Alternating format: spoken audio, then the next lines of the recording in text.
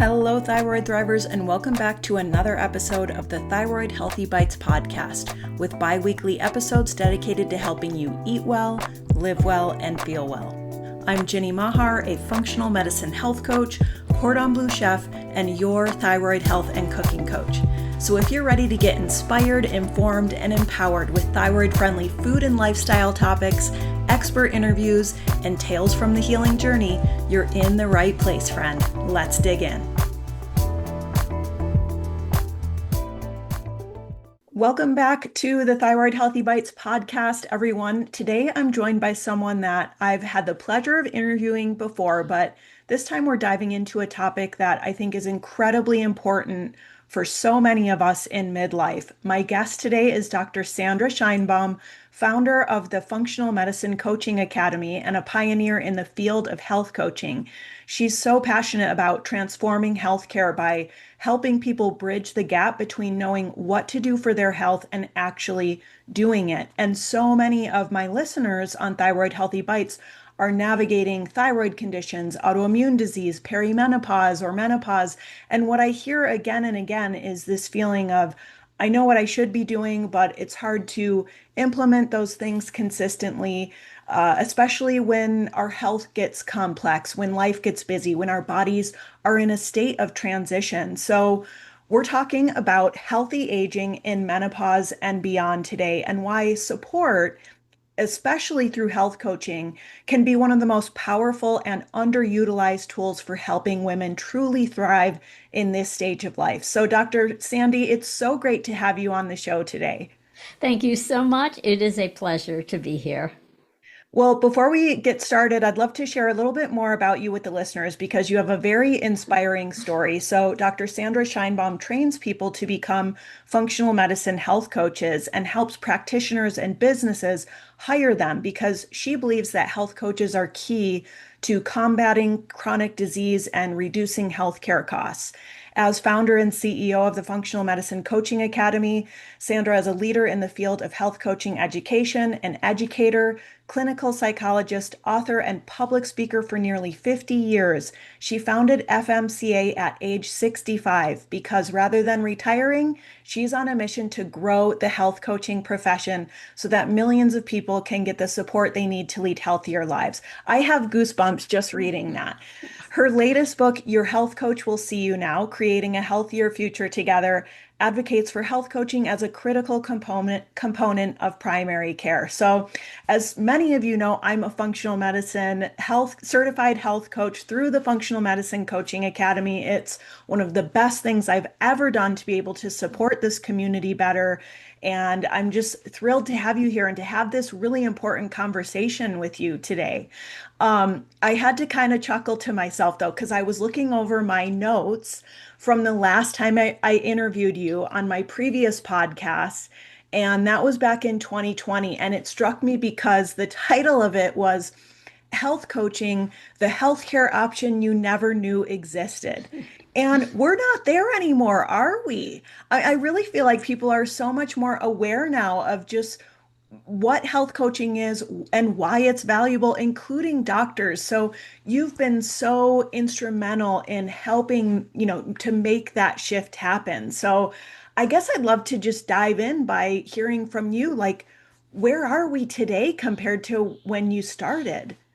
Where are we? We have the research. That's one, because when health coaching started, and let me backtrack to say that health coaching, if you consider it like a spin-off from life coaching, and life coaching actually got its start in a way of doing therapy that was called humanistic therapy. It was Carl Rogers and Fritz Perls and Gestalt therapy, this whole idea that it's client-centered. And so therapy was stuck with this idea that you need years and years of it. And people were called patients and they had a disease. And it was the idea that you are a Freudian model, you lay down on a couch and free associate. Well, humanistic psychology turned that around. The idea that it is that individual that knows best. They're called clients because it's a way of respecting that they are in charge. And so coaching grew from that philosophy, which I happen to be trained in as a psychologist. And at the time that the first health coaching programs began, and we started FMCA, we had our first beta class in 2015. And at the time, there was some research, but not very many studies. It would have taken up about one page. Well, I put together a compendium of research, and it is growing so fast.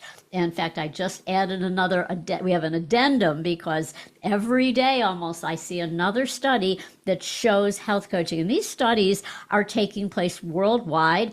And they are also, when I was doing research for the book about health coaching, saw that you name the condition and there's a study showing the benefit of health coaching. It has wide applicability. It's becoming something that is sought after. People are asking about working with a health coach. Companies are hiring health coaches and doctors. We get calls from doctors. These are typically functional integrative medicine practices. I just had one that said, I need 10 more health coaches. They already have 10 in the practice. I need 10 more. It is so exciting. A study that I just saw, which I thought is so significant, because coaching can be one-on-one. That's usually the model we think of. But I love the power of groups. This particular study looked at people with Parkinson's, which is a very challenging neurological condition. It's neurodegenerative, and you feel very isolated and alone. Well, this was a study where they looked at the benefit of group health coaching. People were provided with support, with education, and when they looked at the outcome, they did a measure of what's called self-efficacy, the idea that you do have the ability to take charge of your health. Measures of well-being, self-efficacy really were dramatically different from before they started this group coaching process. So I'm a big fan of coaching in groups. This is something that's an economical model, and we are so isolated and lonely. And so that is, I think, something that going forward, we're going to see tremendous growth in, where I think every medical practice needs to have a coach and needs to have groups that are being offered. These can be done in person or increasingly virtual. Thank you so much for sharing that. The research around that is really so exciting, and the power of community is unbelievable. To see the outcomes of these, group health coaching communities, that's my favorite thing to do. I also do one-on-one coaching, but I hear all the time from my Thrivers Club community members how powerful it is to come to our group coaching calls and to hear from other thyroid patients who are going through the same things, facing the same challenges, overcoming those challenges. It's so inspiring. It's inspiring to me as a Yes. thyroid patient. So it's this really, there's this like circle that happens in the community where we feed each other and we are fed by each other with that inspiration, information, the comfort of knowing we're not alone, the power of cheering each other on, like cheerleading, encouraging, supporting one another along the way. So it's so exciting, and I love how my training, with FMCA enabled me to just take that to a higher level. And I want to touch on something else you mentioned that I think is really powerful. I was just talking to a friend at a party the other day who's working with a coach, and he said, I tried therapy and, nothing against it, but he said, I didn't want to look back. I wanted to look forward. And that's Yes. why working with this health coach has been so powerful for me to really think about, where do I want to go? How do I get there? What might get in my way? How can I build awareness around that? And, come up with the tools that work for me as an individual. So I think you kind of, touched on that a little bit with, not to knock therapy. That's a very valuable tool that is important for so many of us. I've certainly utilized that in addition to coaching on my own personal health journey. But, health coaching, it's like we also were in a time where the doctors just don't have the time to handhold the patients. That's how I explain it to people. Like, we can do the hand holding that the doctors don't always have time to do. And so it's just so much more empowering, because so often we leave the doctor's office too sometimes with a lot of questions like, okay, maybe I know what to do, but now how do I do it? So yeah, as you can tell, this is very inspiring topic for me. Oh, But I want to ask you about your new book. Your health coach will see you now creating a healthier future together. So this is all about that. Tell us a little bit more about that. What inspired you to write this book, and what message were you hoping to share with readers? I want readers to really have a sense that they turn to a health coach first, because what they'll often they're in a situation that is increasingly frustrating, and that is our medical system is in crisis, and we are facing a severe shortage of doctors. It's getting worse, and particularly in primary care. So people going to medical school are not choosing primary care. They're choosing things like dermatology, orthopedic surgery. These are higher paying. They are easier work than the overburdened primary care physician. And so those who are going into these fields get burned out very, very easily. We have a situation where the older doctors are retiring, and we're not getting enough new doctors to take their place. When a doctor does enter medical practice, these are usually huge conglomerates. They're talking about thousands of doctors in one practice. It's like a factory or a large corporation. It's like working for IBM in the 50s, where you feel like you're a cog in the wheel. And many very well-caring doctors get burned out. They feel rushed. They are checked, monitored how many patients they see in a day. It's like an assembly line. They're often told you can only talk about one problem today. They have so much to work to enter in the electronic medical record that they often don't make eye contact with those individuals coming to see them. And what are they trained in? A pill for every ill, a pill, a treatment. That's their toolkit. And I know there's a push right now to get medical education to incorporate nutrition. But that is all well and good. However, when are they going to have time to talk about nutrition in a way that will help people to actually change their habits? Because those are ingrained and those are hard to break. So what would be the ideal situation? Get health coaches in every medical practice, and have nutrition consultants as well. So they might have a consultation with a nutrition professional, and then see the health coach to actually work on those areas of change. And so what we have lost in the whole medical system, and one of the reasons I wrote this book, is because we've lost bedside manner. It used to be, I remember back in the day, and I grew up in the 50s, we had a doctor that you saw for a long time. He knew your name. He knew your family. He knew your dog's name. They would make home visits. And so it was a sense of that was a community, and it was easy to get appointments. Now, often you have to wait sometimes months, or even I heard someone wanting to see a cardiologist was told the next available appointment was over a year from now. So this is where and doctors' bedside manner, what is that? It's really being with somebody, listening, making eye contact, having empathy. That takes time to cultivate that relationship. And now increasingly it's mechanized, and we've made great strides with AI, for example, and precision diagnostics. And I don't want to diss the medical community. If you have an emergency, if you break your leg, if you think you're having a heart attack, you want the best trauma care. And that's what acute care medicine is good at doing. But what about those lifestyle factors that drive chronic disease, like what you're eating and your sleep habits, and are you moving throughout the day? Do you have joy and meaning and purpose in your life, in your relationships?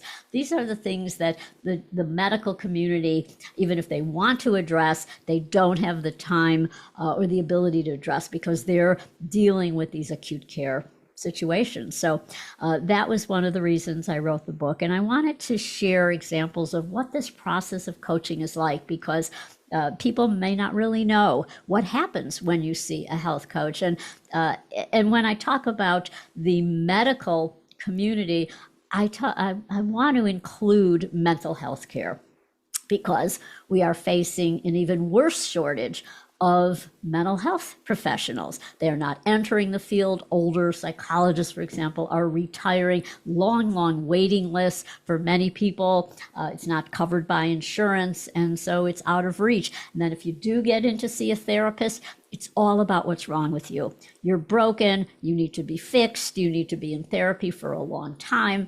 And it's always about the sense that, you had trauma, there's something wrong. It's a very negative, dark viewpoint, unless that therapist might be trained in positive psychology, which is what I used to do, and gets the connection between mind and body. And I know, after seeing thousands of people, that therapists do not. They might have somebody in therapy for years and they never even ask what they're eating. And we know the association between, a high sugar diet, or the connection between the gut and the microbiome and your mood and your anxiety levels. And these are areas that are not addressed. Or as opposed to an antidepressant, what about taking a walk, getting out in the sun? So these lifestyle factors that are coaching zones are often not looked at, or not looked at sufficiently by therapists. In fact, it's for psychologists. You can't even talk about that. You'll get a licensing complaint if you ask somebody, about their diet. Yeah, there's so much frustration, isn't there? On both sides, the patient side and the doctor side. I feel like in this system that we're all in, that's just not working. Yeah. It needs a lot of repair and overhaul. And so, yeah, this is something we can do now to help us get what we need from our healthcare. And I just think about, just the food piece alone, which you mentioned, how many resources, how many, coaching sessions, hours of workshops, and all the different recipes, so many like things that I work with people on just in food alone. There is simply no way to convey that in a 15-minute doctor's appointment.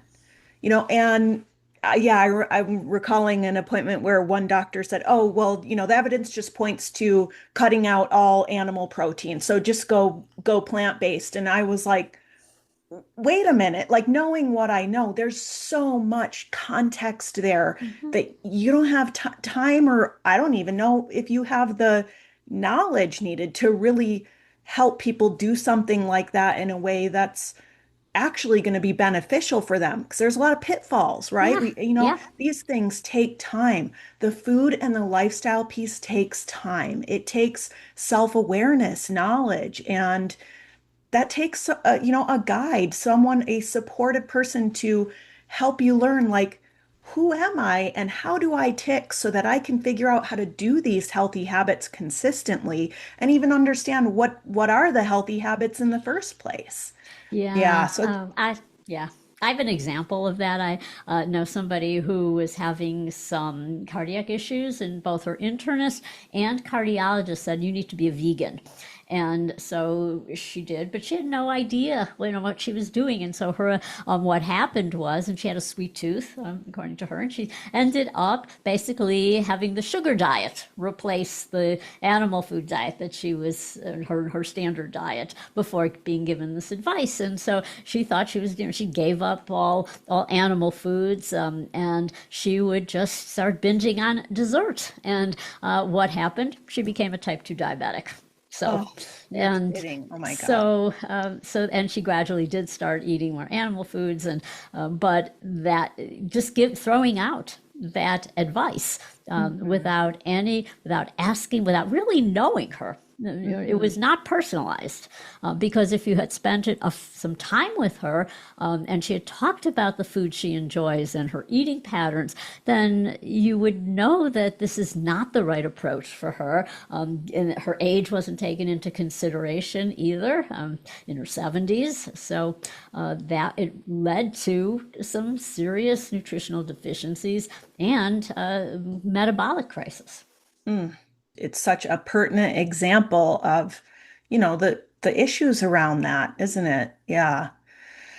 Well, okay. So I'm excited to talk about health coaching more today, and also excited to kind of evolve our ongoing conversation around this, because so many of my listeners are now, not just navigating thyroid stuff, but perimenopause, the menopause transition, post-menopause, what it really means to age well. So I really feel like a lot of women reach their 40s and 50s and all of a sudden they just feel like, what happened?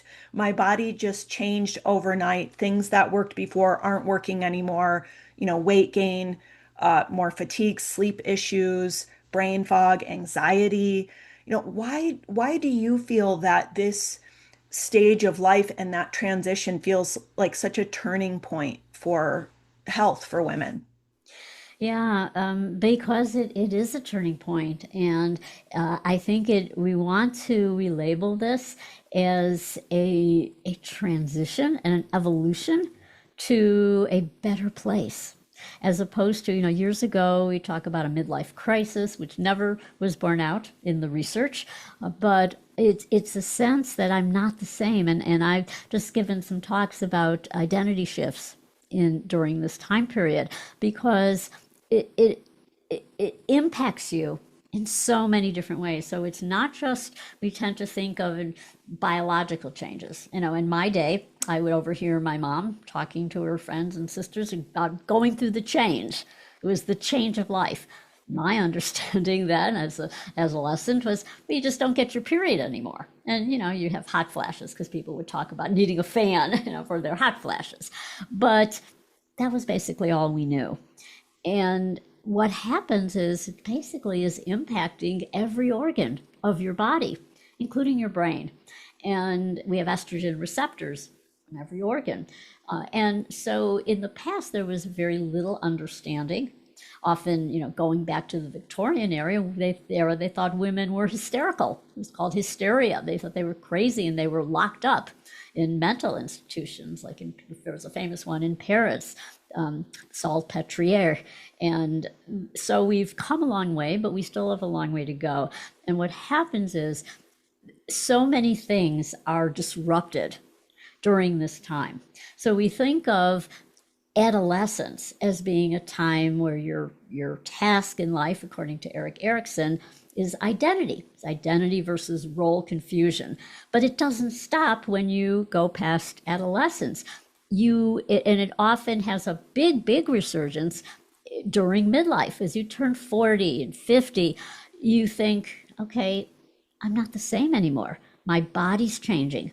Often circumstances, relationships are changing. If you have children, they may be growing up. You're an empty nester. Often now the relationship, if you have a partner, that is changing, because you might be at different points in your career, your life, where you maybe want to pay more attention to your career as opposed to raising kids and having a partner, or if you are focusing on how you used to look, and you are embarrassed by, suddenly I have a muffin top, or you have vaginal issues, and so their sex intimacy is challenging, and maybe you're embarrassed to talk about these issues, and so there's a lot of fear. Well, what's going to continue to happen to me? Perhaps you are in the sandwich generation where you are caring for aging parents, so that's shifted.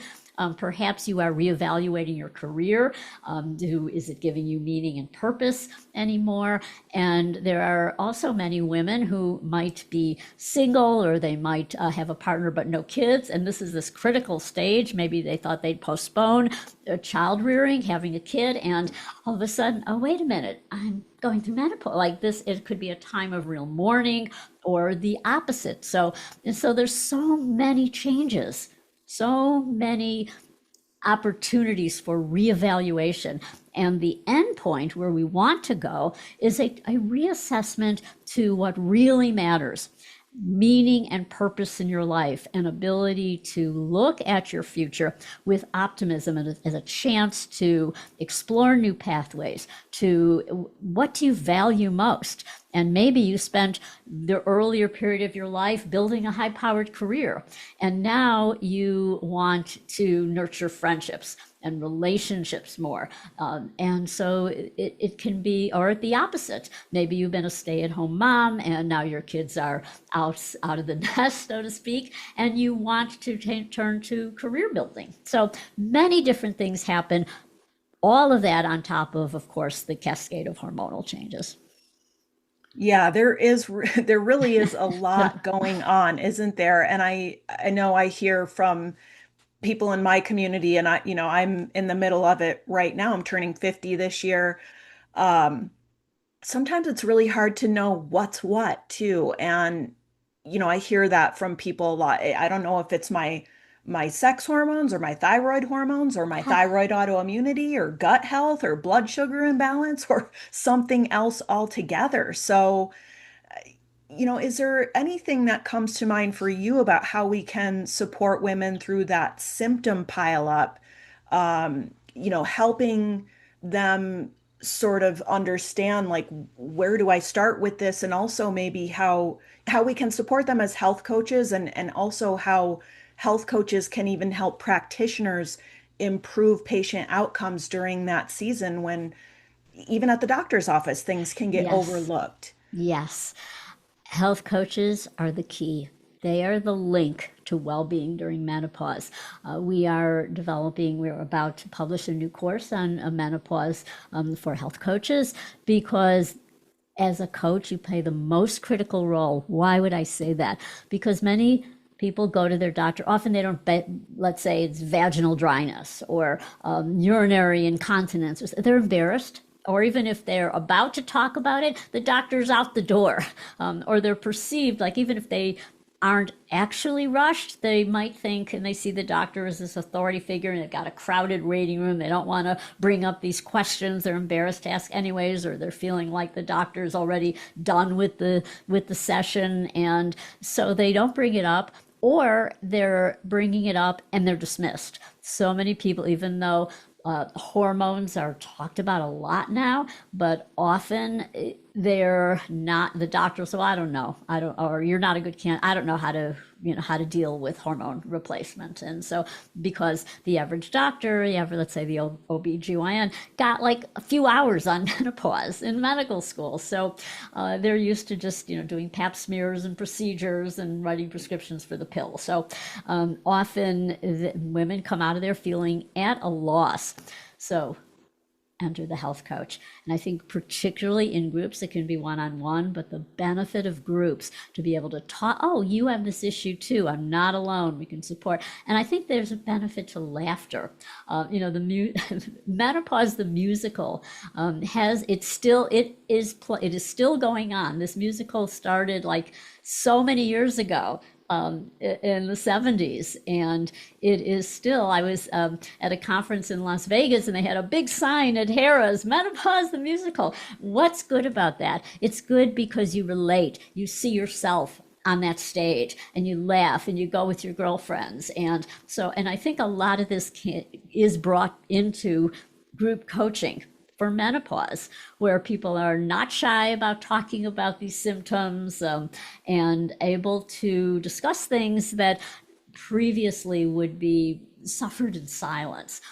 Another issue that I see, and this happens a lot with women in perimenopause, they're starting to show signs of they go to their doctor, their internist, and they're, oh, you're depressed, we'll put you on an SSRI, an antidepressant, without ever talking about hormones. So that's a whole area that we're looking at now with perimenopause, which might begin even in your late 30s. And so this is something not typically discussed in the traditional medical community, and hopefully that's changing. And that's where coaches can be again the person who plays a big role. Yeah, so important. And I think a lot of women approach this season of life with a lot of fear or dread, but I'd love to hear from you also how we can use that positive psychology to reframe this season, to think about it as maybe, a window into a new era of our life that's more positive, more full of possibility. Yeah, it's an opportunity for renewal, to pause, menopause. So you're pausing, and I like to see it as a pause to reevaluate where you're going and particularly where you want to be. So the framework for positive psychology is positive emotion. What brings you joy? And in the future, what perhaps were you neglecting, or what did you used to do that might bring you joy? So, like for me, it was I used to take dance, never any good, never, I still can't do a pirouette, even though I've been trying since age 5. But I go to a dance class and I do other forms of movement, and that brings me joy. And the other, so P is positive emotion, so what's going to bring you joy. The E is engagement or flow, and that it's pretty similar. So while I'm in that ballet class, time stops and I'm totally in the moment, focused. I'm in a state of flow. And then the R is relationships. And so what relationships do you want to cultivate? Would you want to connect more with, we are lonely, and we've lost, people would normally like get together in person a whole lot more with friends, and often during this time of life, that doesn't happen as frequently. So that might be, what do you have, relationships that are positive? Do you have meaning and purpose? And this is where people often want to change careers.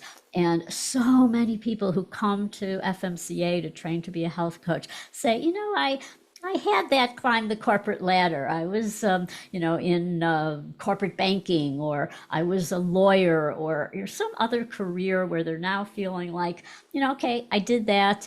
Now I want to pursue a career, to have work. So I have a calling for this that can give me true meaning and purpose in my life.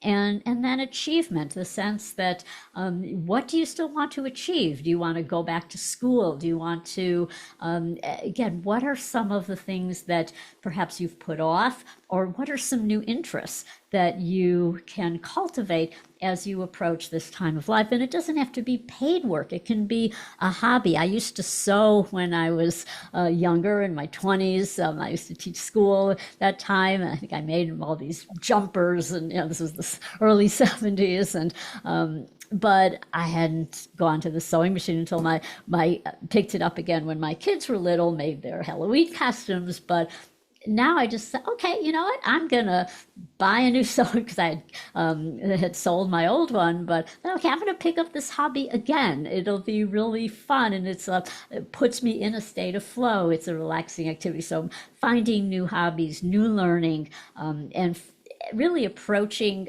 this later stage of your life with curiosity, like what am I still capable of?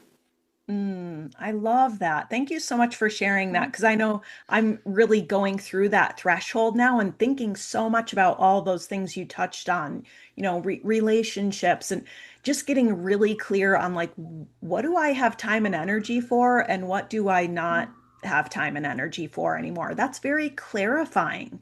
And there's also a grief process around letting go of, the old. I'm not 25 anymore. That's it's just not humanly possible. So there's things that are shifting, but there's so much positive around it. And I'm so glad that we're finally having more of an open, public conversation about this. I know this is something I talk about in my community with them all the time. I talk about my with my friends about it all the time. It's, Mhm. my family, my sisters, like we're always just like sharing notes, right? Because it Yeah. is there's a lot to it.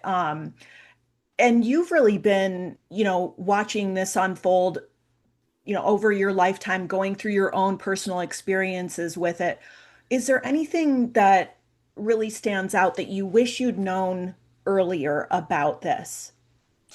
Yeah, I think I wish I had known the importance of bone health, and that starts so early, Mhm. because I have memories of gym and physical fitness testing, which I was so encouraged to see that maybe they're bringing that back. But I remember like doing a broad jump. I was like, I could not jump. I was the slowest runner. I was the worst at jumping. In gym, we would have the rings, and I could not pull up. I had no upper body strength, and so I was always the good student, but I was always more indoors. I was not athletic. I never learned to ride a bike, and I just always accepted that. And I wish I hadn't. I wish I had at some point perhaps been encouraged more from an early age. I had a lot of fear about a lot of those things, like riding a bike. But because my mom I lost my dad when I was 9, and so I was an only child, and my mom had her hands full just making a living, surviving from day to day, and so. But that, as I look back, like, oh, and even in my 20s, like I was pretty clueless. I was binging on sugar, eating badly, not working out. So if I look back, but looking back doesn't serve you. And I think so much of the work and trauma and like focusing there, if you stay stuck there, that doesn't serve you. And so it's more of a sense like, okay, it's unfortunate. It's too bad that happened. What am I going to do about it now? And as long as it's forward thinking, it's not too late, because there are incredible research being done now on bone health. And so I started like I was always lifting weights starting like in my 40s, but not intensely, and not keeping it up. So it was never something I liked. Now I love it.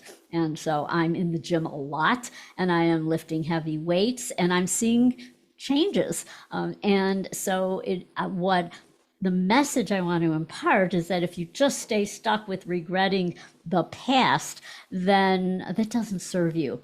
And so really going forward to having the sense of, I can change. We're in the here and now, and I can change right now.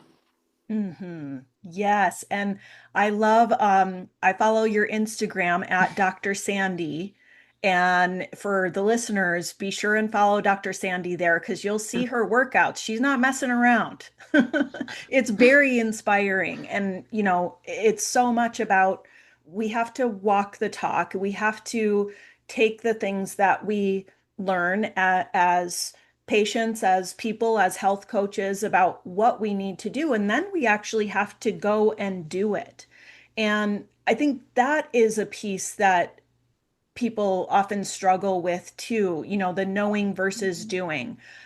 A lot of women that listen to this show, they're very educated about health. They're reading the books, they're listening to the podcast, they're following the wellness experts, but they're still maybe struggling to consistently implement those habits that they know are going to help them feel better. So, I guess my first question around that is why do you think that gap is there between knowing and doing? Why is that such a common struggle? Yeah, so there is this intention behavior gap, and knowledge is everywhere, and it's increasingly easy to have access. You can Google, you can use AI, you can listen to podcasts. So it's almost too much information, and so a lot of it is tuned out, or it's sense, well, I think I know that. But it's when you have a case of the shoulds. Let's say I should go out and take a walk. I should go out and I should get to the gym, or I invested in dumbbells. I should pick them up, but you just don't want to do it, and you won't do it until you are doing it for your future self, until that really it needs to be connected to meaning and purpose. And if it is, then you backtrack and you start very small. So let's say your meaning and purpose, like for me, is I do not want my muscles to waste away. I want to be able to get up off the toilet, when I'm 85, 90 years old. That's I can look into the future and I see myself having vitality. Okay, how am I going to get there? Well, I need to pick up those weights. So how am I going to do that today? Well, for me, what works, because I know if I would just say I'm going to wait till I have an hour to get to the gym and make an appointment with the trainer, that might not work as well as, okay, I'm going to get off this podcast interview and I'm going to get down on the floor and I'm going to do some push-ups. Or every time when I'm waiting for my coffee to be made in the kitchen, I'm going to do 10 air squats. Oh, I did 10. Maybe can I do 12? Can I do 15? I did 10 push-ups. Can I do 2 more? And so it is, and soon that becomes a habit. And for a habit to solidify, according to BJ Fogg, you have that yes at the end. So, okay, it's paired with something. It's paired with I'm making my coffee, I do my air squats, and then when it's done, I can say, yes, I did it. And as I'm doing it, I may think about, okay, my quads are getting stronger because that's going to help me to still be able to get up out of a chair and get up off a toilet seat so that I won't land in a nursing home. Yes, I love that. And it really, kind of taps into you thinking, well, how's this going to work for me? How am I going to do this consistently? One thing I've been exploring lately is I have like a home gym set up that I used to go to the gym, then COVID hit. I, got my home gym all zhuzhed up and was really good about that for a long time. And still am, but it just kind of, the sparkle went away. Yeah. And recently I thought, I want to go back to like a functional fitness class, but I don't want to just go to a gym where it's, different people every time. Nobody notices if I'm there or not there. To me, it's really about the people.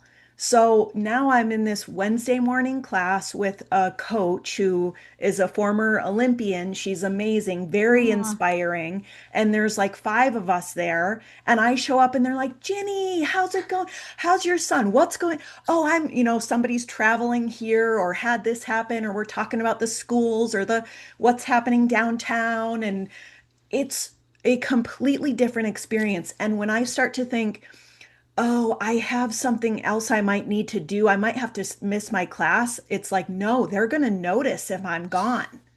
So that people piece I'm like, oh, I'm tapping into a new little piece of understanding me and what makes me tick here, and how I'm going to be consistent about this so that I can do the things that get me where I want to go. And that's been really helpful. But I know it's also just helpful to have those role models and examples. I love having a diversity of ages of like people I follow on Instagram, including you, because I need those positive examples. We all do. We coach each other just by showing each other, this is how I live a healthy life. This is what works for me. And you're never too late. It's never too old. There's always something we can do, one small step we can take, and, weaving in those tiny celebrations to help lock those things in. It's just really powerful to try to start to find those things that work for us. So, yeah. Oh, I love that. I'm so glad to hear as you describe that and your face lit up. And so that is the power of community. And so really fitness, it's personalized. So will you follow through? And so often having that accountability, but it's a social occasion. And so many people miss that. And that can be combined with fitness class. There's a group of women at my gym who they have had a trainer, and now they have these clipboards with their routine, and so they just go from machine to machine together. But I also get that. I find the ballet class that I go to is the exact same thing. It's a community of women. We get together, we have potluck dinners sometimes, and when one person comes back, hadn't been there for a while, oh yes, how are you? Great to see you again. And so it is that sense, and I think if we had to identify one thing, that is the key, and that is community. So the ability to stay connected to people, we've lost that in so many ways, post-COVID and our modern life and social media and working remotely. And it is so critical to get back to that. There was a famous book in 2000 called Bowling Alone by Robert Putnam, where he talked about, bowling alone. And years ago, if we think about our parents, for example, that generation, I know my mother-in-law was in a bowling league, and people bowled in leagues, and they got together socially and bowled. And so many people have lost that. And so that the premise is that longevity and well-being is really tied to being part of a community and joining things. So your fitness class and my ballet class, and I'm in several clubs and book clubs, and so really that can be such a good way to ensure lasting health.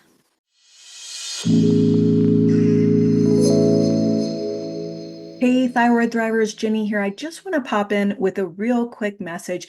If you're listening to today's show and thinking, I want to get started with this, I want to feel better, I need support, and that is my missing piece, I've got good news for you. I have created the group health coaching membership for Thyroid Thrivers just like you. It's called the Thrivers Club, and you can learn more about it at hypothyroidchef.com/membership. When you become a Thrivers Club member, you get access to me, your personal on-demand health and cooking coach, a full recipe library of thyroid-friendly recipes, including gluten-free, dairy-free, paleo, and AIP recipes.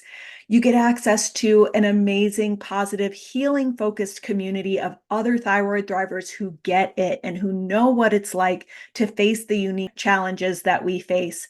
You also get access to loads of expert resources created not just by me, but by other thyroid experts, doctors, nutritionists, all kinds of brilliant minds in the thyroid space. And one of the best parts about the Thrivers Club, and really where the results happen for people, is that you get access as a member to our monthly wellness challenges. And those wellness challenges just provide extra inspiration and motivation to make those small but mighty steps that get us where we want to be on our healing journey. Let's find out what happens when you have that support that you need. I'd love to welcome you to the Thrivers Club. If you'd like to learn more, you can go to hypothyroidchef.com/membership. So check out the Thrivers Club today. Okay, back to the show.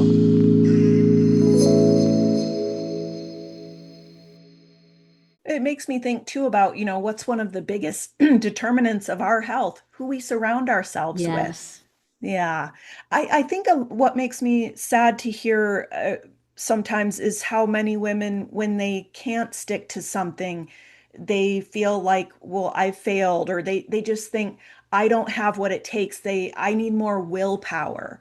But willpower isn't really the right way to think about behavior change, isn't it? Can you speak to that a little bit for the listeners? Yeah, willpower doesn't really work.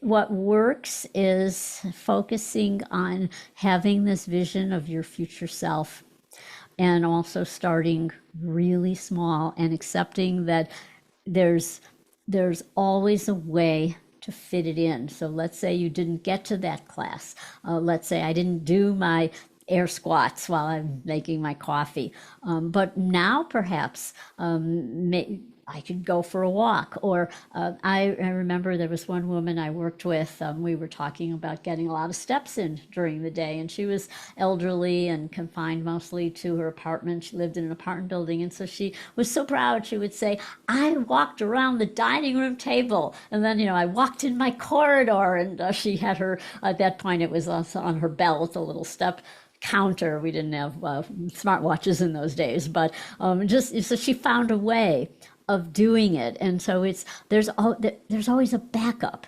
There's been studies of people who were hospitalized and bedridden, and all they did was imagine working out, and they showed improvement.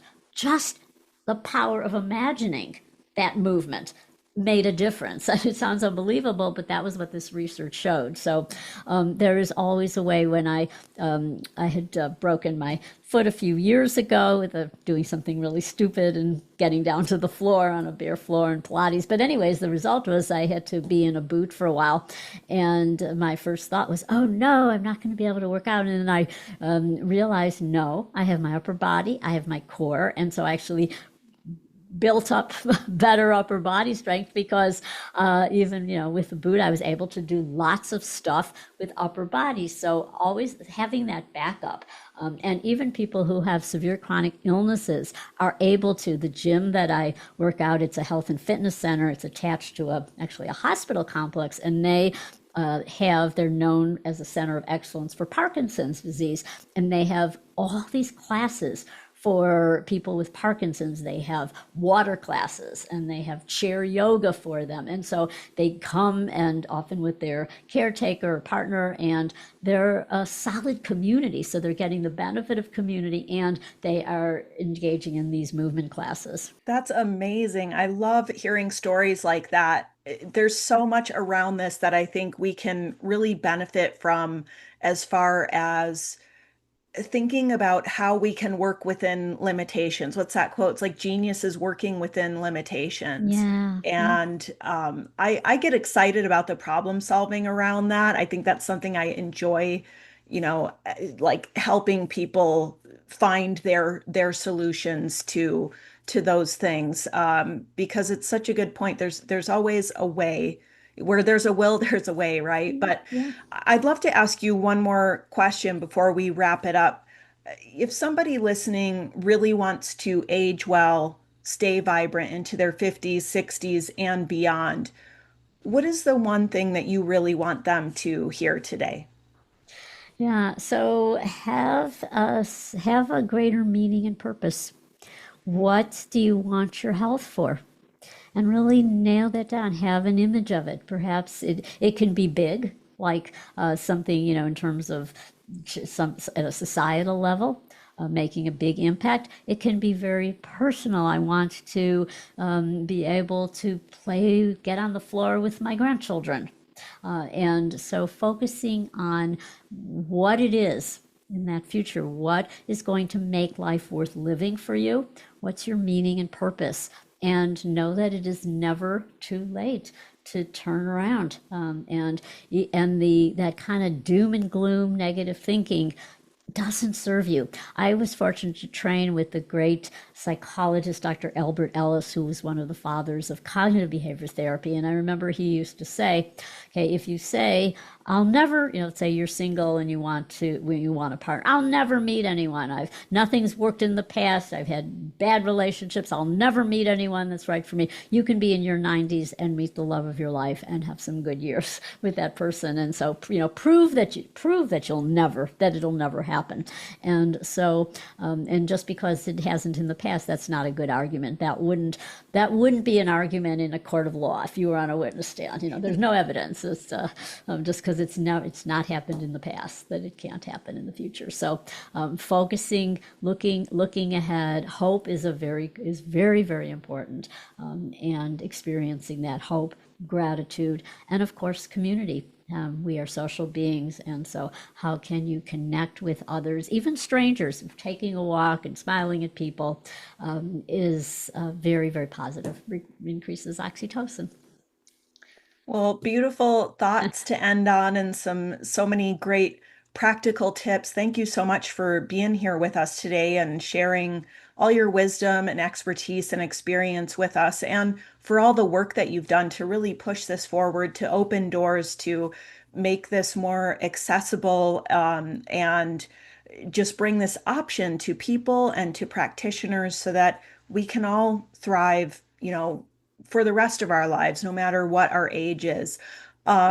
Where is the best place for people to find and connect with you? Sure. Well, they can go to Instagram. It's Dr. Sandi, DrSandi. They can go to Functional Med Coach. That's our Instagram, or functionalmedicinecoaching.org. Awesome. Well, I will be sure and put links to all of that in the show notes for the listeners. And thank you again for being here with us, Dr. Sandi. It's been wonderful having you on the show. Well, thank you for having me. It's been a pleasure. Thanks so much for spending this time with me and tuning into today's episode of the Thyroid-Healthy Bites podcast. If you've enjoyed today's show, please don't forget to like, subscribe, or leave a review on your podcast platform of choice. Your support makes this show possible. For more thyroid healthy food and lifestyle inspiration, check out my free library of thyroid-friendly recipes and lifestyle content at hypothyroidchef.com and the Hypothyroid Chef YouTube channel. As we wrap it up, head to the show notes for information and links to everything we talked about today, along with the link to my free thyroid-friendly grocery guide download. I'm Ginny Mahar, your thyroid health and cooking coach, wishing you happy cooking, happy thriving, and the best of health. See you next time.